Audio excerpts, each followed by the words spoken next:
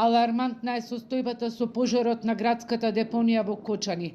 Со цел да се заштити од пиромани во наредниот период ќе има мобилни патроли. Ќе се користат и термални дронови. Ова се дел од заклучоците на денешната седница на кризниот штаб на општина Кочани. Според надлежните, пожарот кој избухна вчера е намерно предизвикан. Депонијата во која отпадот го складираат општините Кочани, Виница, Зрновци и Чешиново, Облешево е запалена вчера и тоа на тешко достапен терен. А според сознанијата на Грозданов, теренот е полеан со бензин, направен е обрач околу депонијата, пошто е запалена.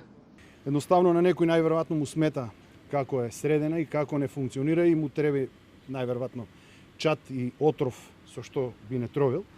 Така да од позиција каде што е многу тешко достапен и пристапен терен, некој диверзант, пироман, има направено еден вид обрач, најверојатно со бензин, и ја има подпалено депонијата. Грозданов предупреди дека секој кој ќе биде фатен на лице место, загрозувајќи го здравието на граѓаните, ќе биде и санкциониран, бидејќи се вклучени сите институции.